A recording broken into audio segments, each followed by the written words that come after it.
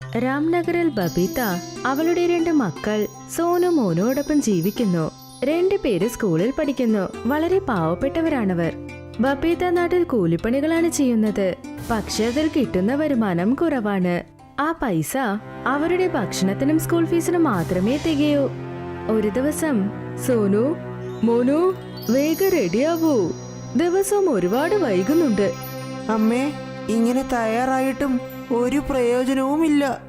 അതെ അമ്മേ, ഞങ്ങൾ ദിവസം സ്കൂളിൽ പോകാൻ നദിയിൽ നീന്തിയാണ് പോകുന്നത്. അതുകൊണ്ട് ദിവസവും ഞങ്ങൾ നനയുന്നുണ്ട്.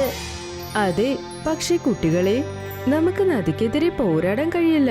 പക്ഷേ ഒരു കാര്യം, നിങ്ങൾ ജാഗ്രതയോടെ ഇരിക്കണം. അതെ അമ്മേ, നദിക്കരയിൽ ഒരു അങ്കിളിരിപ്പില്ലേ?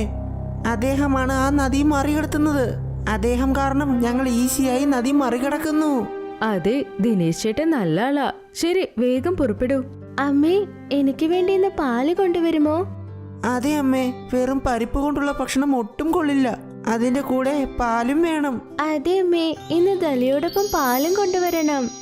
ശരി അമ്മേ, ഞങ്ങൾ സ്കൂളിൽ പോകുക. സോനു മോനു സ്കൂളിലേക്ക് പുറപ്പെട്ടു. പക്ഷേ ബബിതയ്ക്ക് ഒരുപാട് വിഷമം തോന്നി. ഞാൻ എന്റെ കുട്ടികൾക്ക് ഇങ്ങനെ പാല് കൊണ്ടുവരും. ഞാൻ ചെയ്യുന്ന പണിക്ക് കുറച്ച് പൈസയെ കിട്ടൂ. അതുകൊണ്ട് പാല് കിട്ടുന്നത് കഷ്ടാ.